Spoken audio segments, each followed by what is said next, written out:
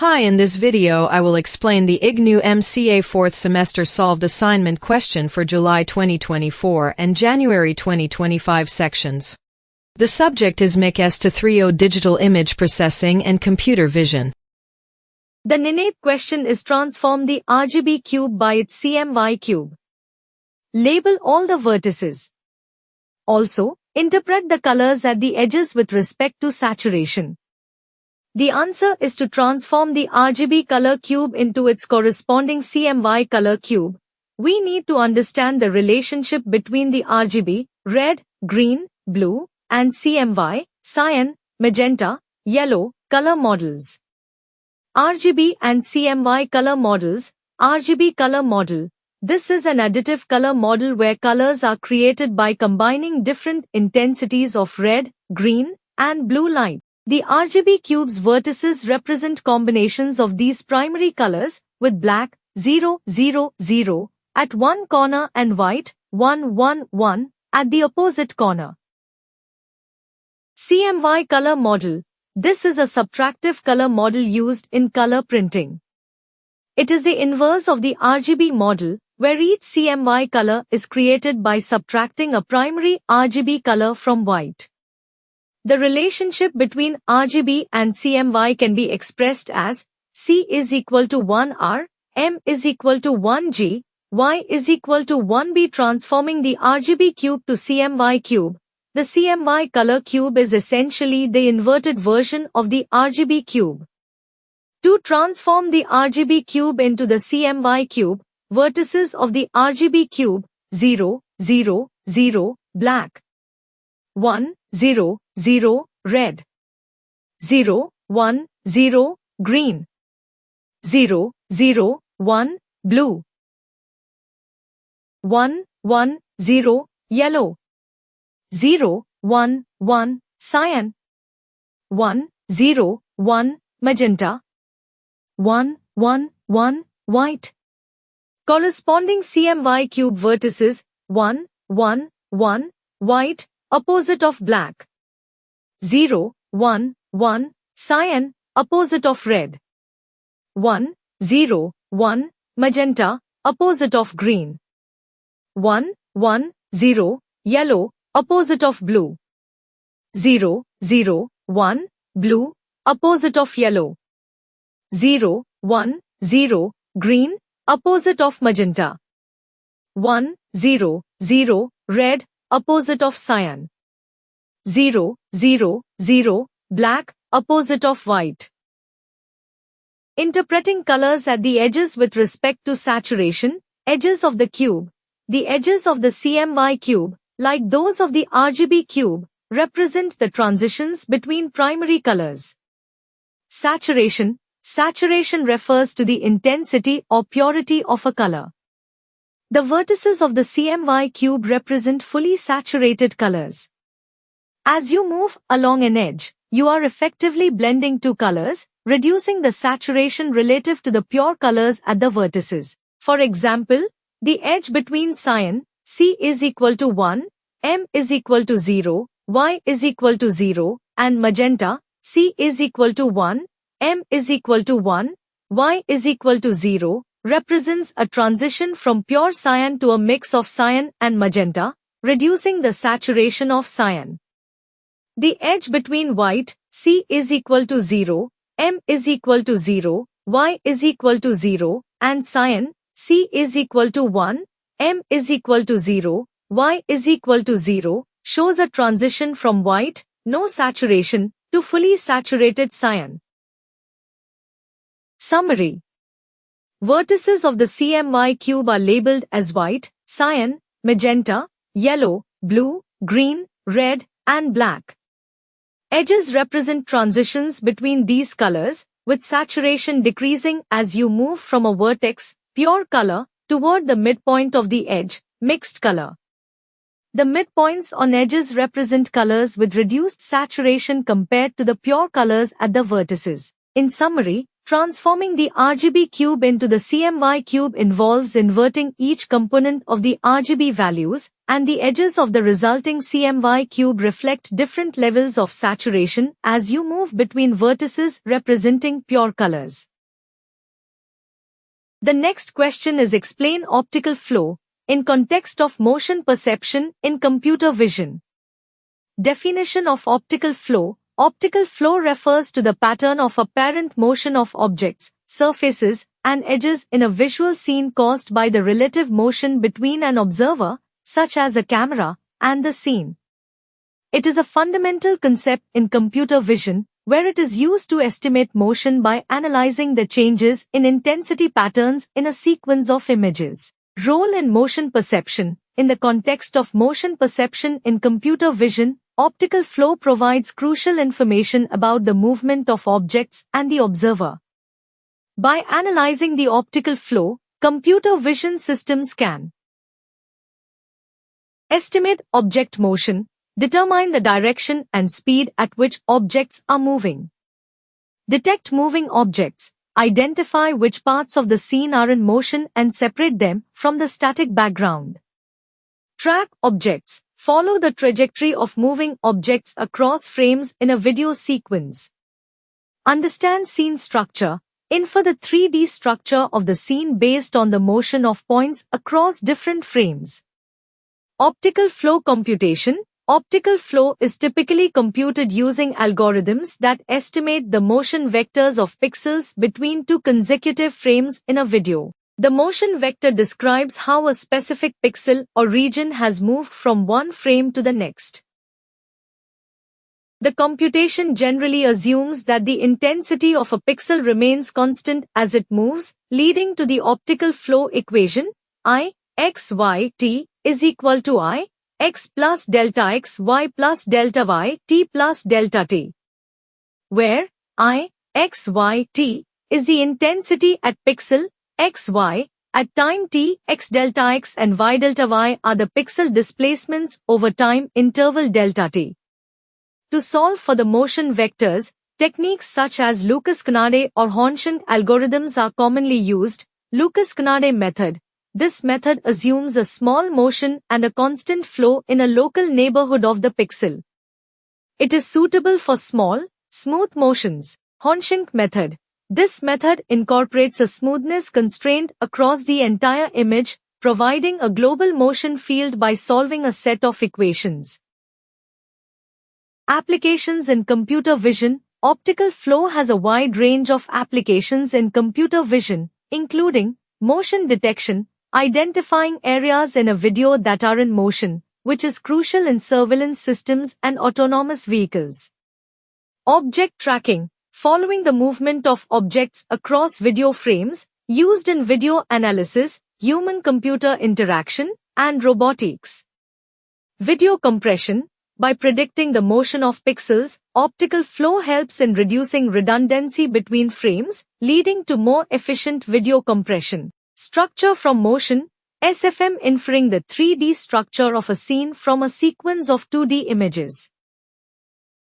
Challenges. Although optical flow is powerful, it comes with challenges, including occlusion. When objects move in front of each other, it can be difficult to accurately estimate the motion of the occlude areas. Large displacements. Traditional optical flow algorithms struggle with large movements between frames, though newer methods and deep learning approaches are addressing this issue. Complex lighting conditions. Changes in lighting can affect the pixel intensity, violating the constant brightness assumption and leading to errors in motion estimation. Conclusion. Optical flow is a key concept in motion perception within computer vision, enabling systems to interpret and analyze motion in a sequence of images.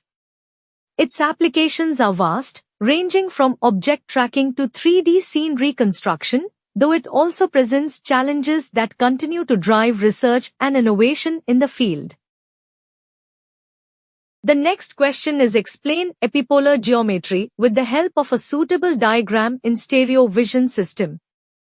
The answer is Introduction to Epipolar Geometry. Epipolar geometry is a fundamental concept in stereo vision, which deals with the relationship between two camera views of the same 3D scene.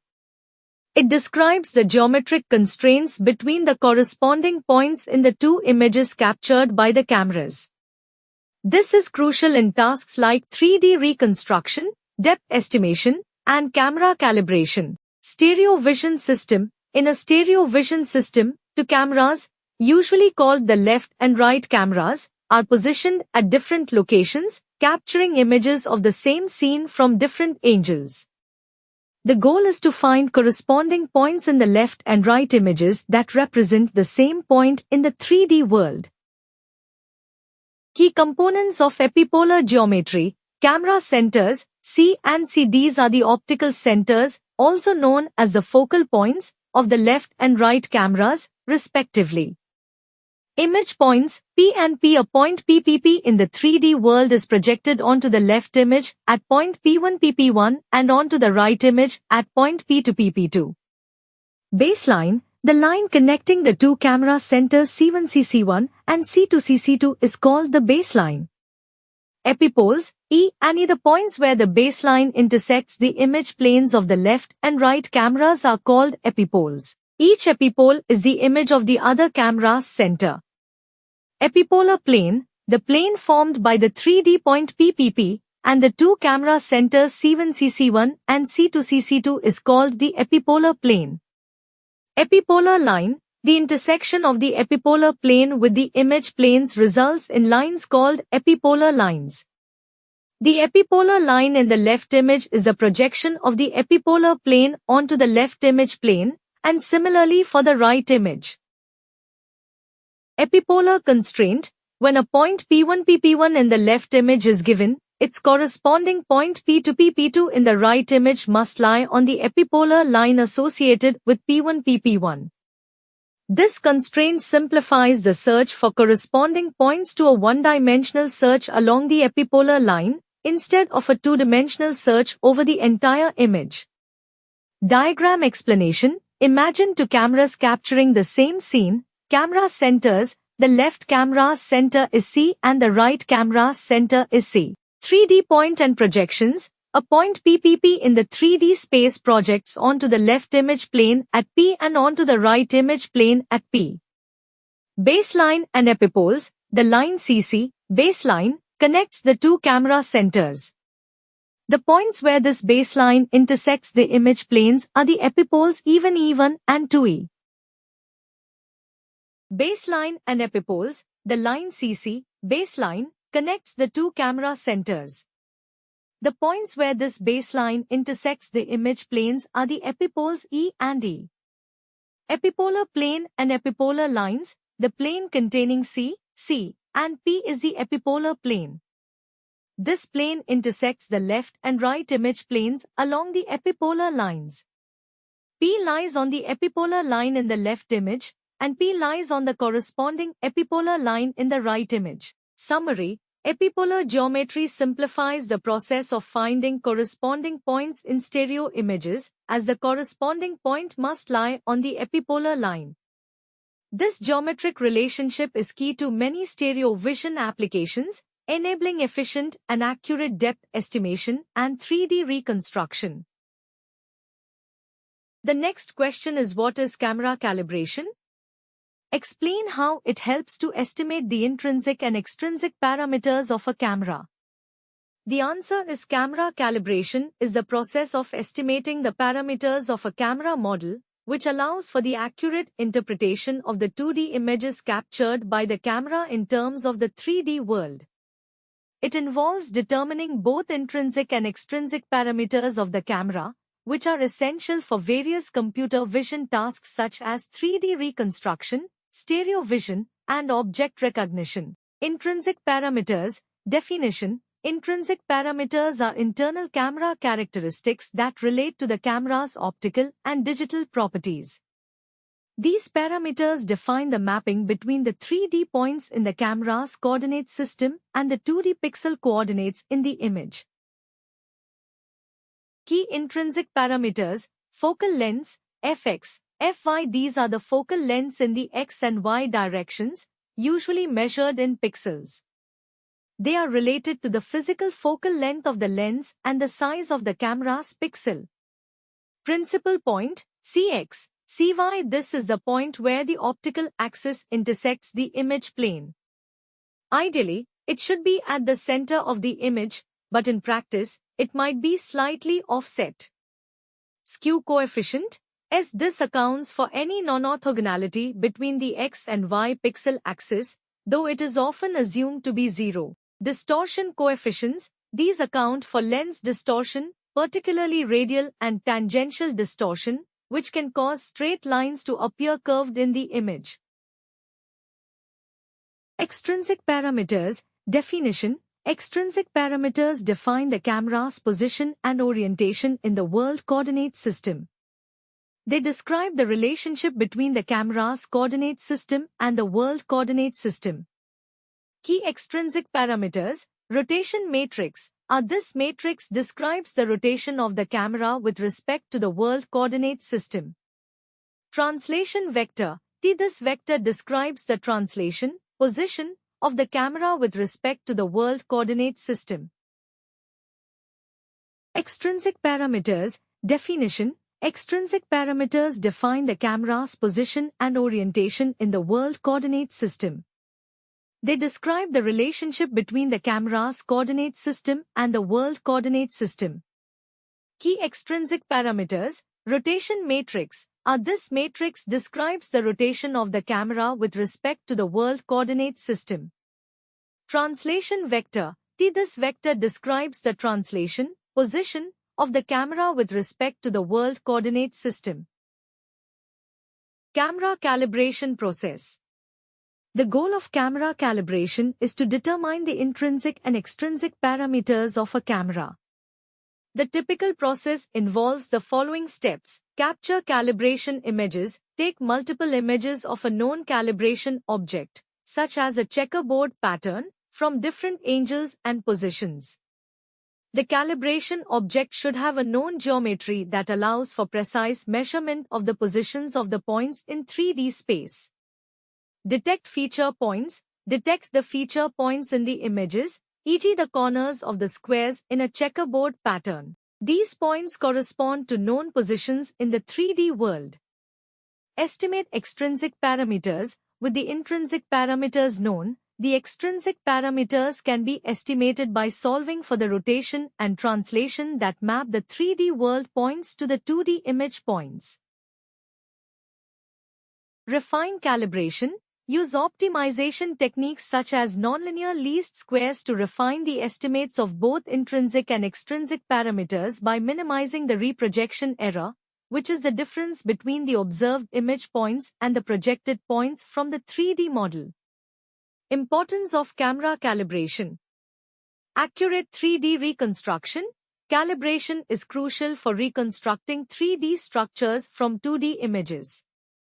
Without accurate intrinsic and extrinsic parameters, the mapping from the image plane to the 3D world would be incorrect, leading to distorted or inaccurate reconstructions. Stereo vision and depth estimation. In stereo vision, knowing the exact parameters of both cameras allows for accurate depth estimation and 3D point triangulation. Accurate 3D reconstruction. Calibration is crucial for reconstructing 3D structures from 2D images. Without accurate intrinsic and extrinsic parameters, the mapping from the image plane to the 3D world would be incorrect, leading to distorted or inaccurate reconstructions.